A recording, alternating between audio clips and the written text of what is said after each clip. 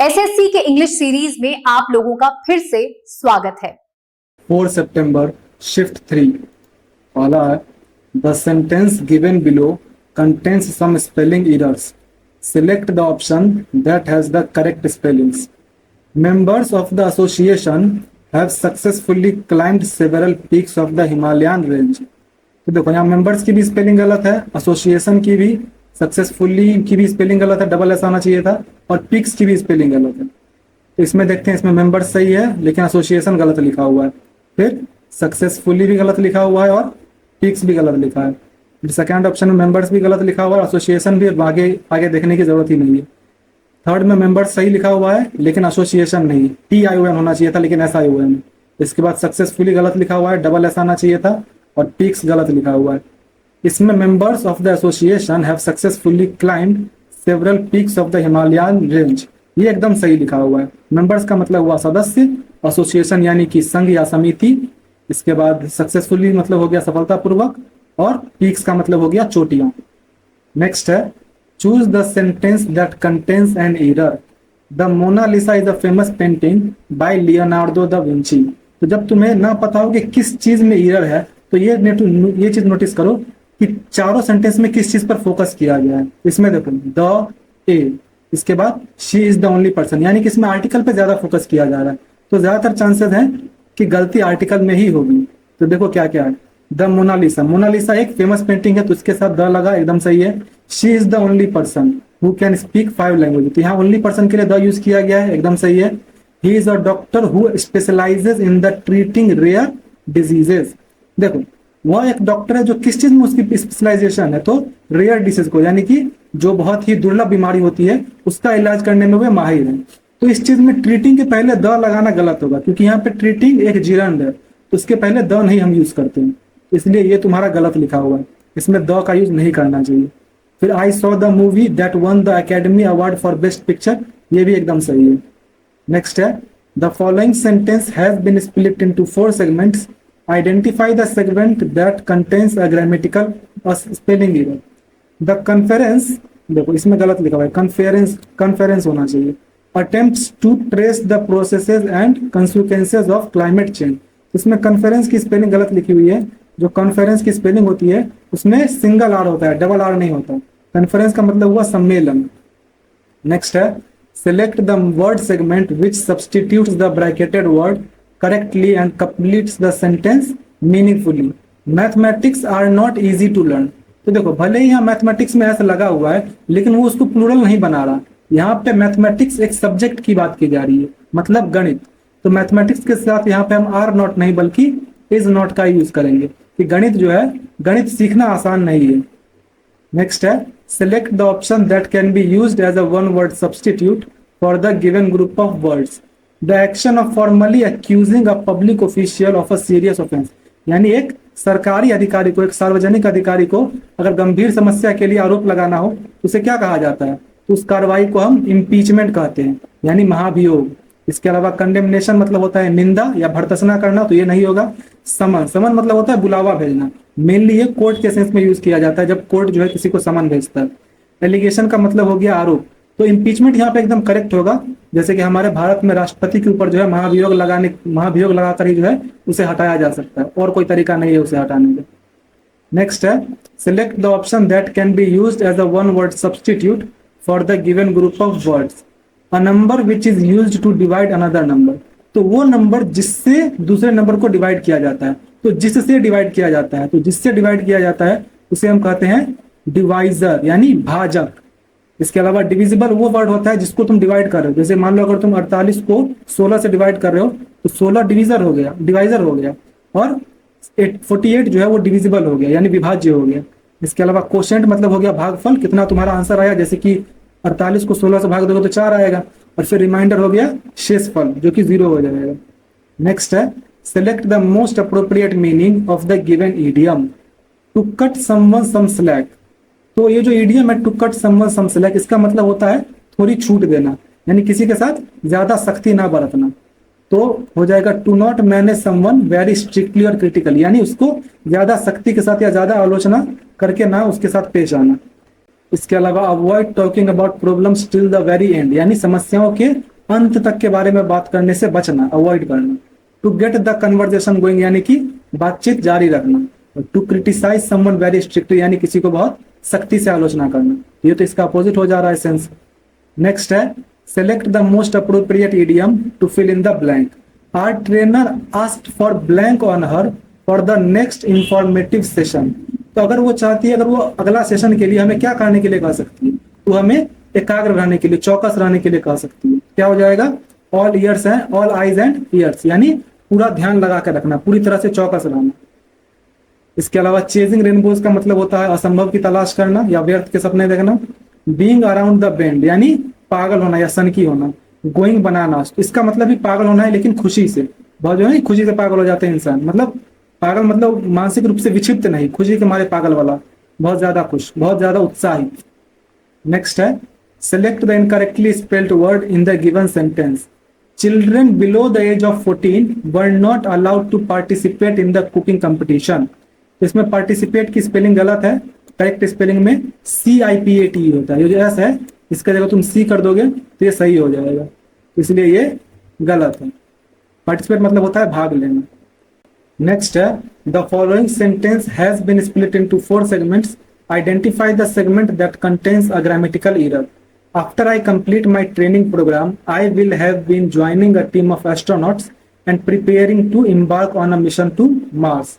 देखो ये बोल रही है कि जैसे ही मैं अपना ट्रेनिंग प्रोग्राम कंप्लीट करती हूँ तो उसके बाद मैं क्या करूंगी। तो ये यहाँ पर जो है एक सिंपल फ्यूचर टेंस का सेंस दे रहा है। ये I will have been joining ये गलत है, क्योंकि यहाँ पे फ्यूचर परफेक्ट कंटिन्यूअस का सेंस बन ही नहीं रहा है, और फ्यूचर परफेक्ट कंटिन्यूअस वैसे भी जो है हम आम बोलचाल की भाषा में यूज करते नहीं है। तो यहाँ पर होना चाहिए या तो आई विल ज्वाइन लिख दो, यानी सिंपल फ्यूचर में बना दो, या नहीं तो बहुत करोगे तो फ्यूचर कंटिन्यूअस में बना दो कि आई विल बी ज्वाइनिंग। लेकिन फिर भी यहाँ पे सिंपल फ्यूचर जो है वो ज्यादा सेंस बनाता है कि I will join a team of astronauts, यानी मेरा ट्रेनिंग प्रोग्राम कंप्लीट होता है तो उसके बाद मैं एक एस्ट्रोनॉट्स का टीम ज्वाइन करूंगा और एक मिशन टू मार्स में एम्बार्क करूंगा। इसलिए तुम्हारा ये सेगमेंट गलत है। नेक्स्ट है the given sentence contains an error. Select the option that correctly rectifies the error. Earlier he was feeling better but things took a turn for the bad. तो बोल रहा है कि पहले वो अच्छा महसूस कर रहा था, लेकिन थिंग्स ने किस तरह का मोड़ लिया, तो खराब की ओर। तो यहाँ पर इस तरह का सेंस दे रहा है कि चीजें और बदतर हो गई। तो इसके लिए जो है हमें सुपरलेटिव डिग्री का यूज करना चाहिए, क्योंकि दो भी लगा हुआ है, तो ये क्लियर हिंट दे रहा है कि हमें सुपरलेटिव का यूज करना चाहिए। उसके अलावा took a bad turn, took a turn for the worst जो है वो एक इडियोमेटिक एक्सप्रेशन भी है, तो इससे भी तुम समझ सकते हो कि took a turn for the worst ही होना चाहिए। इसलिए तुम्हारा ऑप्शन ए एकदम करेक्ट हो जाएगा। इसके अलावा जैसे देखो थर्ड और फोर्थ में इल लिखा हुआ है। इल का मतलब वैसे तो बीमार होता है, लेकिन हम बुरे के सेंस में भी इल यूज करते हैं। जैसे हमें इल रेप्यूटेड तुमने जरूर सुना होगा। इल रेप्यूटेड का मतलब होता है खराब प्रतिष्ठा वाला आदमी, जो बदनाम, लेकिन यहाँ पर वर्स्ट करेक्ट सेंस देता है। नेक्स्ट है select the most appropriate meaning of the given idiom. Blessing in disguise. तो भाई ये तो तुम्हारा मुझे लगता है मोस्ट इंपॉर्टेंट है, क्योंकि ये बहुत बार अब तक रिपीट हो चुका है यार। तो ब्लेसिंग इन डिसगाइज जो है इसका मतलब होता है कोई चीज जो शुरुआत में तुम्हें बुरी लगी हो, लेकिन बाद में जो है तुम्हें उससे फायदा पहुंचाओ, यानी something that seems bad but provides some benefit. Next है select the most appropriate antonym of the given word. Break. Break का मतलब होता है तोड़ना, तो इसका एंटोनिम हो जाएगा मेंड। मेंड का मतलब होता है किसी चीज की मरम्मत करना या किसी को जोड़ना। इसके अलावा डिवाइड मतलब भी तोड़ना हो गया, स्प्लिट मतलब भी अलग करना, और ब्रिज मतलब भी अलग करना ही हो गया। नेक्स्ट है select the option that can be used as a one word substitute for the given group of words. A place of burial. तो प्लेस ऑफ ब्यूरियल यहाँ पे जहाँ पे शवों को दफनाया जाता है उसे क्या कहते हैं? उसे सेमेट्री कहते हैं। सेमेट्री यानी कब्रिस्तान। इसके अलावा बिल्डिंग यानी इमारत, लेबोरेटरी यानी प्रयोगशाला, और ऑब्जर्वेटरी इसका मतलब होता है वेधशाला। नेक्स्ट है select the most appropriate antonym of the given word. Fourth coming. Fourth coming का मतलब होता है आने वाला। जैसे तुमने वो कपिल शर्मा शो में भी देखा होगा कि बोल रहे थे कि which is your fourth coming movie, यानी कि तुम्हारा कौन सा मूवी अब आने वाला है, अगली आने वाली मूवी, निकट भविष्य की मूवी कौन सी है। तो फोर्थ कमिंग मतलब होता है आने वाला, तो इसका एंटोनिम हो जाएगा पास्ट, यानी कि जो चीज बीता हुआ है। इसके अलावा लार्ज मतलब हो गया बड़ा, एक्सटेंसिव का मतलब हो गया व्यापक, और एडवेंचरस का मतलब हो गया साहसी। Parts of the following sentence have been given as options. Select the option that contains an error. I will be celebrating New Year at the old residential as usual. तो यहाँ पे आई विल लिख दिया। या तो तुम्हें अगर मान लो कि फ्यूचर कंटिन्यूअस टेंस में ही लिखना है तो तुम आई विल बी लिख सकते हो, आई विल नहीं लिखोगे, आई विल बी सेलिब्रेटिंग लिखोगे। लेकिन यहाँ पर ज्यादा सही रहेगा कि तुम आई विल सेलिब्रेट लिख दो। लेकिन चलो अगर फ्यूचर कंटिन्यूअस टेंस में लिखना है तो आई विल बी सेलिब्रेटिंग भी लिख सकते हो। तो दोनों सेंस में ही ये जो सेगमेंट है ये गलत है, विल सेलिब्रेटिंग वाला सेगमेंट गलत है। नेक्स्ट है the following sentence have been divided into parts, one of them may contain an error, why don't you throw this paper on the dustbin. तो डस्टबिन क्या होता है? कूड़ादान। तो कूड़ादान के ऊपर किसी चीज को नहीं फेंकते हैं, कूड़ादान के अंदर फेंकते हैं। क्या हो जाएगा? या तो पेपर इन द डस्टबिन लिख दो या फिर paper into the dustbin. Into the dustbin ज्यादा सही रहेगा। तो why don't you throw this paper into the dustbin, इसलिए तुम्हारा ये जो सेगमेंट है ये गलत है। Select the most appropriate meaning of the given idiom, beat around the bush. तो ये जो इडियम है बीट अराउंड द बश, इसका मतलब होता है घुमा फिरा कर बात करना, मुख्य बात पे ना आना, यानी कि to avoid addressing a topic correctly, यानी डायरेक्टली बात को ना करना। इसके अलावा to be persistent in pursuing a goal, इसका मतलब हो गया एक लक्ष्य का पीछा करने में लगे रहना। परसिस्टेंट मतलब हो गया लगे रहना। To be impatient and short temper, यानी कि अधीर और चिड़चिड़ा होना। शॉर्ट टेम्पर मतलब चिड़चिड़ा होता है। To be direct and formal, यानी सीधा और फॉर्मल होना, यानी जो है मुंह पर। नेक्स्ट है select the most appropriate option to fill in the blank. Her stories paid blank to her mother home she regarded as the goddess of bravery. तो उसकी कहानी जो है उसकी मदर को क्या पे कर रही है? तो पे होमेज टू जो है वो एक तरह का इडियमेटिक एक्सप्रेशन है जिसका मतलब होता है श्रद्धांजलि देना, सम्मान देना। तो उसकी स्टोरी क्या है? उनकी माँ के लिए श्रद्धांजलि है, तो इसीलिए होमेज हम यूज करेंगे, पे होमेज टू। इसके अलावा फ्रस्ट्रेशन मतलब निराशा या फिर एक तरह का हम निराशा ही कह सकते हैं, निगेटिव सेंस में है। सेंटहुड का मतलब होता है संतत्व, यानी संत होने की स्थिति, और एब्सोल्यूटनेस मतलब हो गया पूर्णता। नेक्स्ट है select the most appropriate synonym of the given word, amicable. Amicable का मतलब होता है मैत्रीपूर्ण, सौहार्दपूर्ण। इसका सिनोनिम हो जाएगा फ्रेंडली, यानी दोस्ताना, सौहार्दपूर्ण, मैत्रीपूर्ण एक ही बात है। इसके अलावा प्राउड का मतलब हो गया गौरवान्वित, जेनरस का मतलब हो गया उदार, और हार्श का मतलब हो गया कठोर।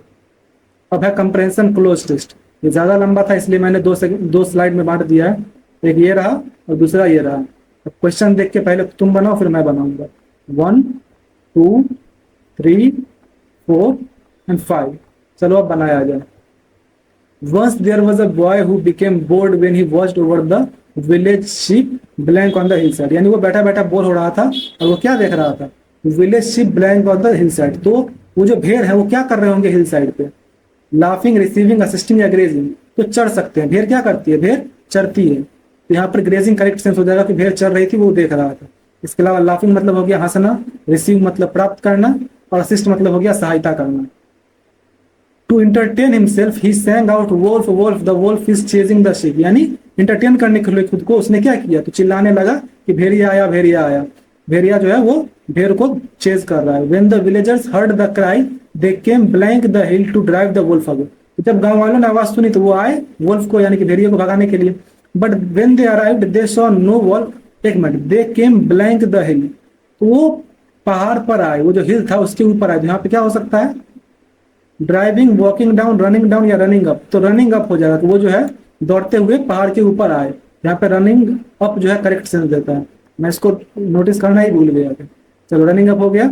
उसके बाद है but then when they arrived they say no wolf the boy was amused when they seeing their angry faces. तो जब वो पहुंचे देखे वहां पे कोई भेड़िया था नहीं, और वो बच्चा बहुत खुश हुआ उनके गुस्से वाले चेहरे को देख के। तो गांव वालों ने उसे वार्न किया कि बच्चे ये वोल्फ वोल्फ मत चिल्लाया करो जब कोई वोल्फ नहीं है, तो यानी कोई भेड़िया नहीं है तो चिल्लाया मत करो। और वो लोग वापस चले गए। लेकिन बाद में फिर से वो लड़का जो है चिल्लाया कि भेड़िया आया, भेड़िया आया, और भेड़िया जो है शिप को चेज कर रहा है। तो फिर से विलेजर्स आए, फिर वो देखे कि कोई भी वोल्फ नहीं है। तो फिर उन्होंने क्या कहा? Save your blank cry for when there is really a wolf. यानी अपनी किस तरह के रोने को बचा के रखो। तो रोना किस तरह का होता है? फ्राइटेंड, लाफेबल, फनी या मफल। तो फ्राइटेंड हो जाएगा। फ्राइटेंड यानी कि घबरा कर रोना। तो अगर कोई भेड़िया आएगा तो घबरा कर ही रोएगा ना। तो वही बोल रहा है कि तुम अपना जो घबरा कर रोना या फिर भयभीत रोने वाला जो है वो तुम उसको बचा कर रखो। किसके लिए? जब सच में वोल्फ आए। जब कोई वोल्फ नहीं है तो फिर वोल्फ वोल्फ मत चिल्लाया करो।